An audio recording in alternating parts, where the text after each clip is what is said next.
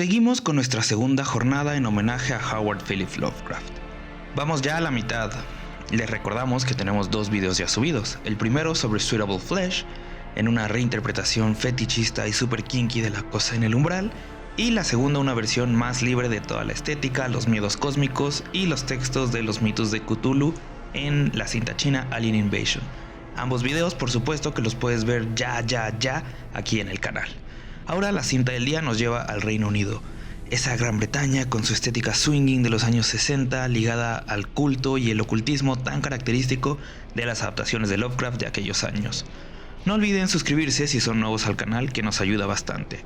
Sin más, vamos con la película del día de hoy de 1968, Curse of the Crimson Altar, o en español La maldición del altar rojo o del altar carmesí según la traducción.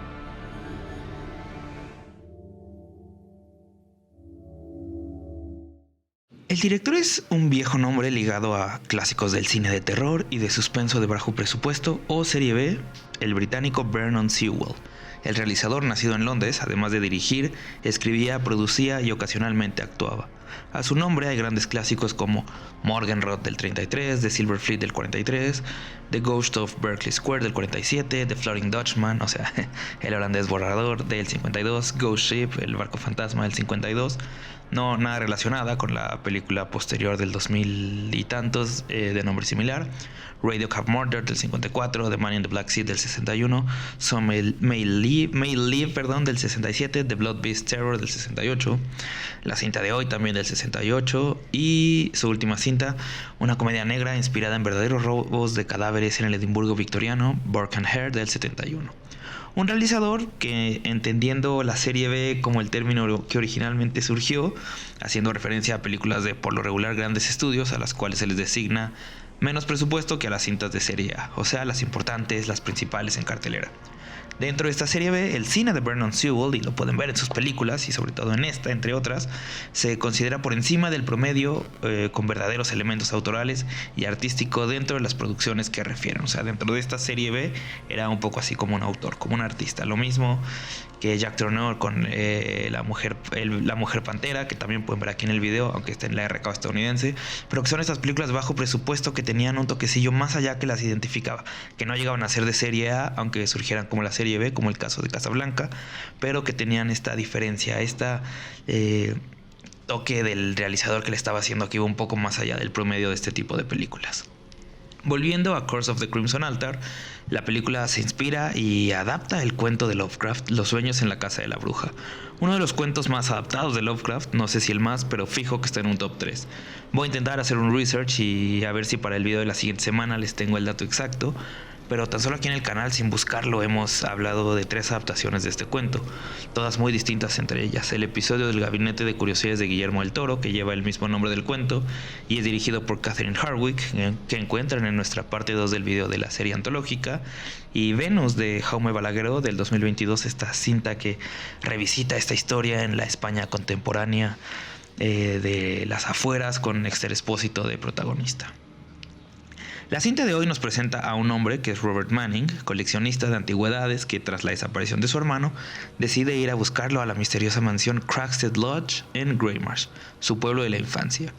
Al llegar se encuentra con una fiesta celebrada por Eve, la sobrina del dueño de la mansión, interpretado por Christopher Lee, por cierto, el mismísimo Drácula de la Hammer y Saruman de Lothar y el Conde Dooku de Star Wars, un actor muy famoso, muy conocido por sus películas, por sus discos, por sus libros, pero que tuvo una corrida muy importante en este cine de bajo y medio presupuesto de los años 60 y 70.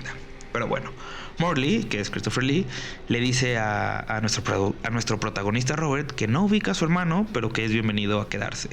Cosa que Robert acepta, en parte para pasar la noche ahí, en parte porque sabe que sí lo ubican pero lo están engañando, y en parte porque siente una atracción mutua por Eve. Eve interpretada por Virginia Wethel, que es, como dato, la mujer desnuda en una de las escenas más icónicas del cine, que es la de la naranja mecánica, donde Alex estira las manos para agarrarle los pechos. Esta actriz que tuvo algunas cintas importantes por ahí en los años 70. Esa es la historia, sin spoiler por ahora, básicamente de la película. Solo queda agregar que la noche que Robert llega se celebra en el pueblo una fiesta en honor a la antigua quema de brujas, principalmente a la bruja Lavinia Morley, bruja local, y que por supuesto es ancestra de Morley y Dave, los dueños de la mansión. Una mansión muy de la época, muy importante, muy característica. Con esto se pueden dar un poco una idea de por dónde va la cosa. La historia, también con un magnífico histórico Boris Karloff, por cierto, el Frankenstein de la Universal de los años 30, aquí en su último papel en el cine británico, y nos entrega un gag muy tonto, donde el protagonista, hablando con Eve, le dice: esta mansión es muy aterradora, siento que en cualquier momento va a salir Boris Karloff, haciendo referencia a todas esas películas de terror de los años 30, y corte, siguiente escena, entra Boris Karloff en un papel diferente, no es Frankenstein ni mucho menos, pero entra Boris Karloff interpretando a otro personaje, y queda ahí como este chiste tan tonto pero muy simbólico de lo que es y representa Boris Karloff en el cine. Pero bueno, la historia no es nada de otro mundo, ni presenta una trama confusa, propositiva o arriesgada. La historia es sencilla y se mantiene real con lo que plantea. Una adaptación del famoso cuento llevada al Reino Unido de los años 60, al convulso año del 68, histórico e importante para toda la humanidad. Si bien no es una cinta política, ni crítica, ni mucho menos, se vale de ciertos tópicos que se sentían en el aire en aquella época. La liberación sexual, mostrada principalmente en la fiesta, en lo que muy probablemente devendrá en una orgía, porque nos dejan entender un poco eso, así como el sexo libre, casual, sin compromisos, sin prejuicios ni tapujos, que se muestra en la película. Además, claro está, del agregado casi fetichista a las sesiones ocultistas con los rituales, misas y sacrificios con hombres y mujeres semidesnudas.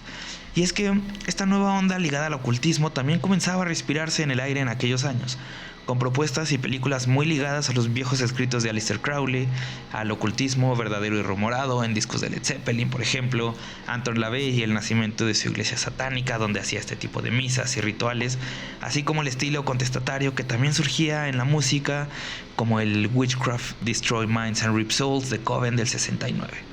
Todo este estilo, claro que llegaría al cine, tanto en el independiente y el underground, como en las propuestas de Kenneth Anger, y eventualmente al cine más comercial. Y sabemos de sobra que el ocultismo y la secta suelen ir muy de la mano con las adaptaciones de Lovecraft, estén o no en la obra en cuestión.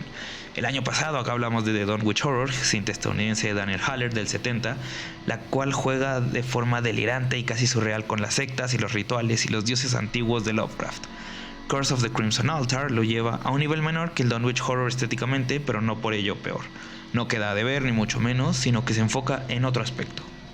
Las secuencias aquí, como vendría siendo en la historia, ocurren en los sueños, donde se ven los rituales y los juicios a la bruja, los cuales son magníficos, con seres tan extraños como verdugos, así como los seres del jurado con cabezas de diversos animales y aquel ser con una máscara de calavera. No entendemos del todo qué ocurre en estas secuencias, así como nuestra protagonista tampoco lo entiende del todo. Conforme se desarrolla el sueño o la pesadilla y se entremezcla con la realidad, empieza Robert a comprender que hay cosas más oscuras en esa mansión, cosas desconocidas más allá de su comprensión, razón y diversión con Eve. Es una película que vale la pena para entender toda esta estética que empezaba a surgir ocultista y que se relacionó mucho a estas películas de Lovecraft de aquellos años. Después ya el cine de los años 80 con From Beyond y Reanimator le dio una estética totalmente distinta, pero al menos las películas de los años 70 que se acercaban a Lovecraft tenían este juego ocultista, este juego casi folclórico en el estilo del satanismo y de los rituales que encantaba tanto a las audiencias como a los realizadores. Sin más, si el video es de tu agrado, repito que le des like y te suscribas, nos ayudas bastante. También que nos sigas en nuestras redes sociales, TikTok e Instagram, donde hablamos de muchas más películas de terror de todo tipo. ¿Qué piensas de esta película? ¿Ya la viste? ¿No la has visto? ¿Te gusta? ¿No te gusta? ¿Prefieres menos este swinging Lovecraft surreal y más el Lovecraft de los filmes ochenteros? ¿Y cuál crees tú que es la historia o relato más adaptado de Lovecraft en el cine? Ponlo si lo sabes en los comentarios y si no, intenta adivinar, que ya lo diremos el siguiente jueves con la última película de esta segunda jornada en homenaje a Lovecraft. Soy Sebastián, a nombre de Erika en la edición. Buen día, buena tarde o buena noche.